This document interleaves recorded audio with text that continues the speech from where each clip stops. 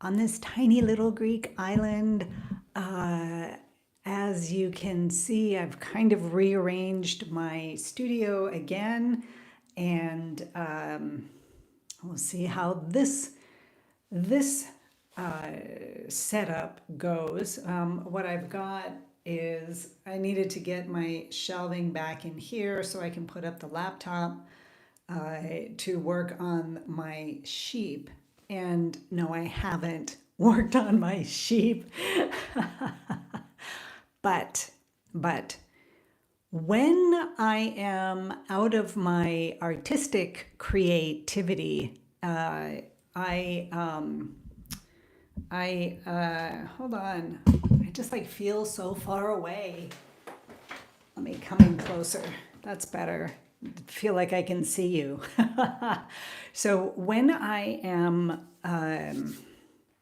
out of my painting, and I'm not painting, and you all know why I haven't been painting recently, and I just need to reconnect. One of the best ways for me to do that is to clean and fix things up. Somehow that gets all the clutter out of my mind, and I am able to connect in a more realistic way to whatever it is that I want to do. And so this morning I just spent all this time kind of figuring out a new setup, something that's going to work better, something where I can do the filming of painting and have it turn out okay. This is just a what's it called? Medium MDF, right? MDF, a medium dense pressed board. And I took out the round thing that I had because this gives me more space.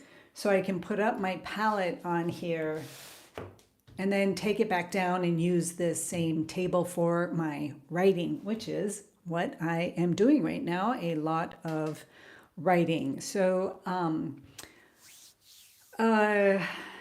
coming to cleaning out, reestablishing, figuring out how to make things work better. It just really feeds my intention to latch on to my painting once again. And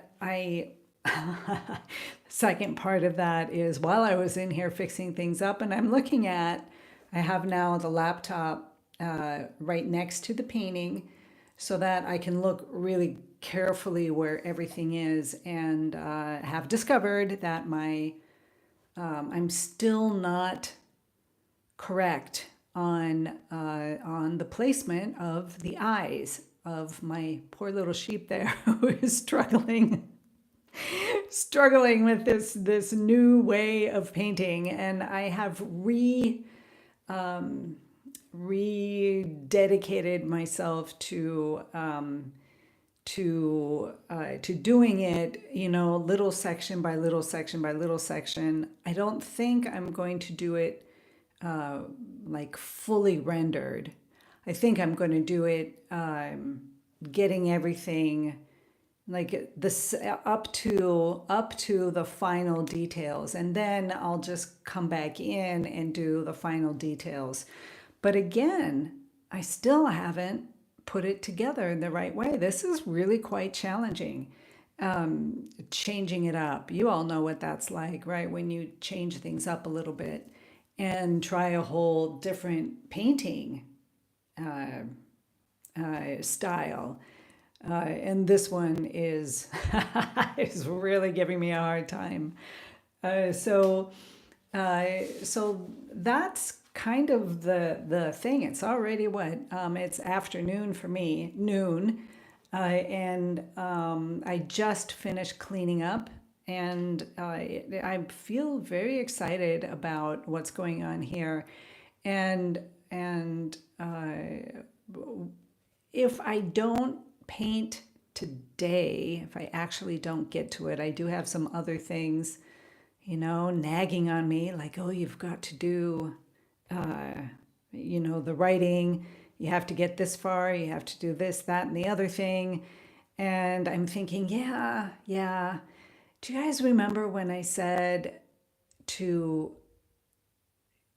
just even 15 minutes, even just setting the timer for 15 minutes is better than not doing it at all. So that is what I'm going to do today. Set up my timer, bring out the palette, and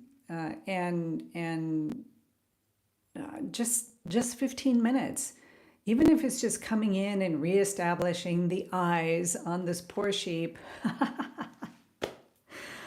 Oh, I'm failing at it. I'm failing, and I don't say that in a way that's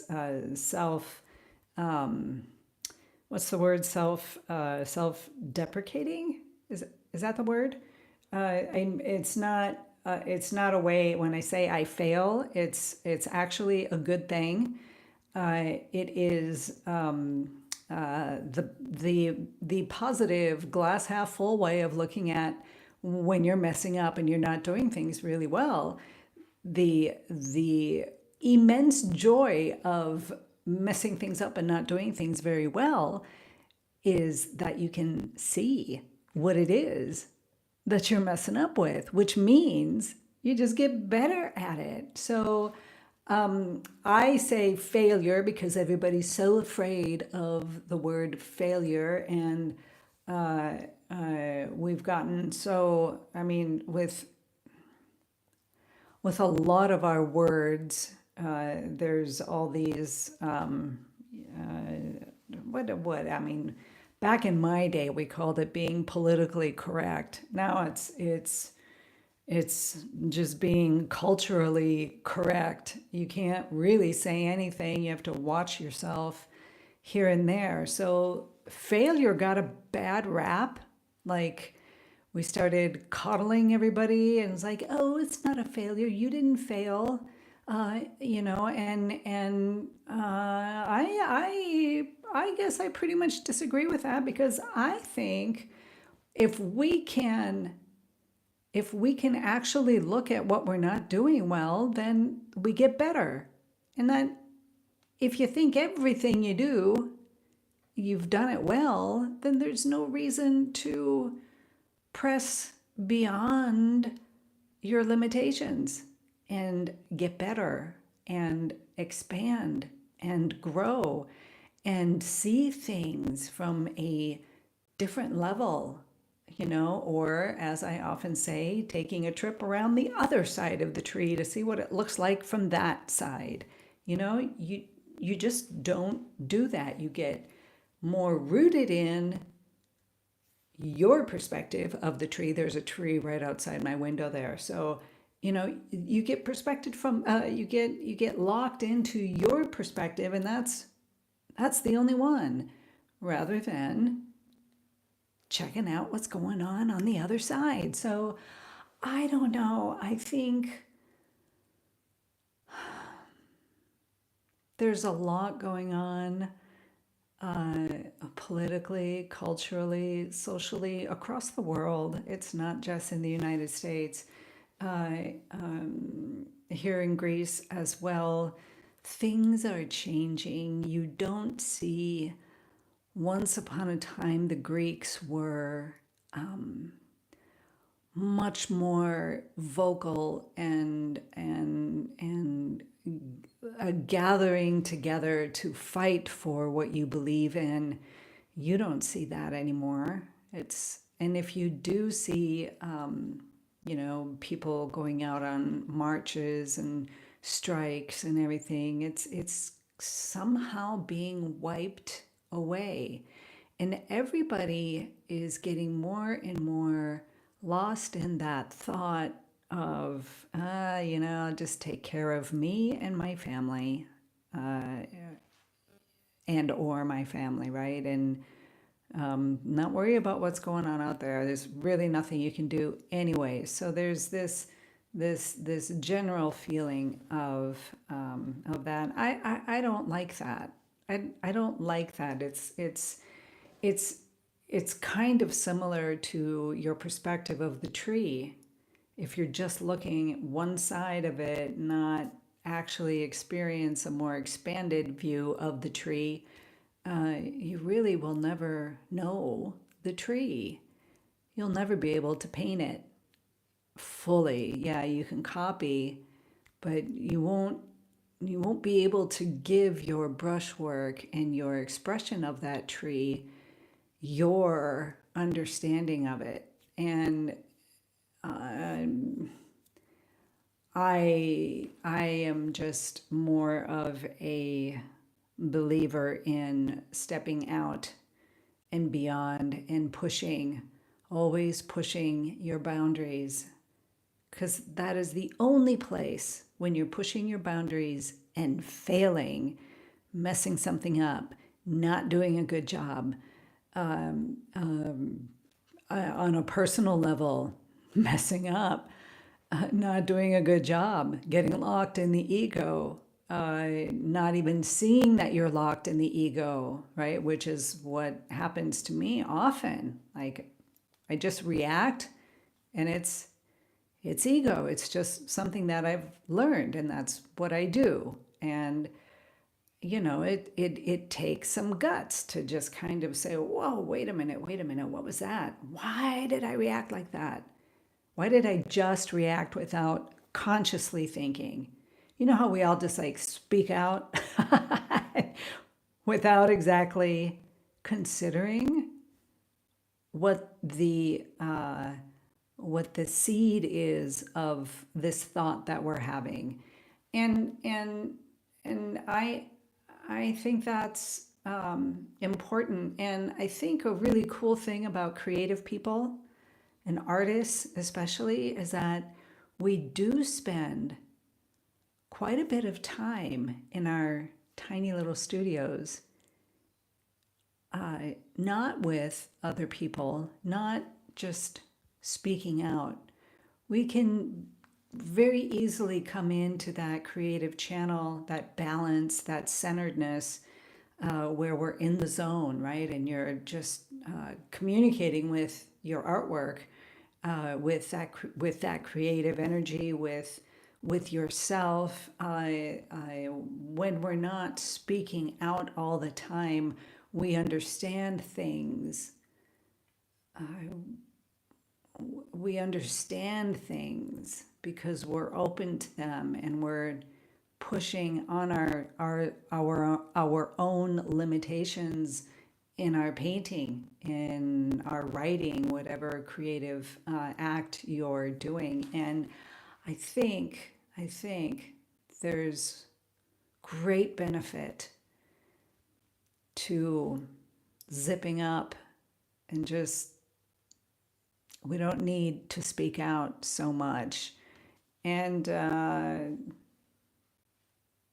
I would consider that when you're not just lashing out and speaking out and responding without consciously understanding where you're coming from, it's kind of like the same thing. I'm going to stretch this a little bit, but it's kind of the same thing of not taking the time to look at the tree from a different perspective, and then move again and see the tree from the opposite view that you always have, and then moving again until you finally come back to your position.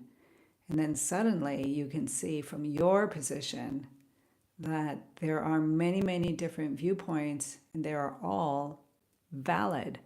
One viewpoint may make a better painting than the other, but all the viewpoints are there, and they are valid. So so I am kind of thinking about things like that, thinking about while I was cleaning up here and moving things around again, trying to find the best way when you do have a tiny little studio, a small space. You have to get very inventive, innovative about how it's going to work.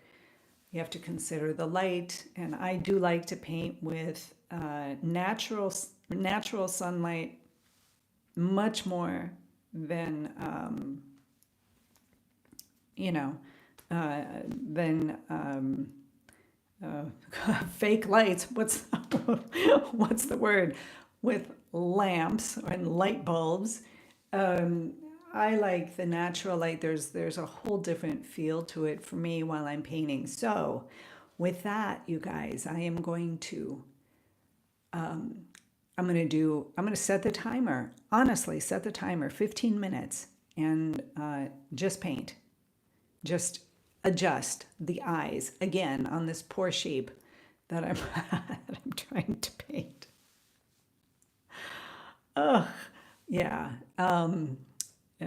And see what happens. I'm just going to keep going at it, you know. I'm just going to keep going. So, you guys, have a beautiful, beautiful day today.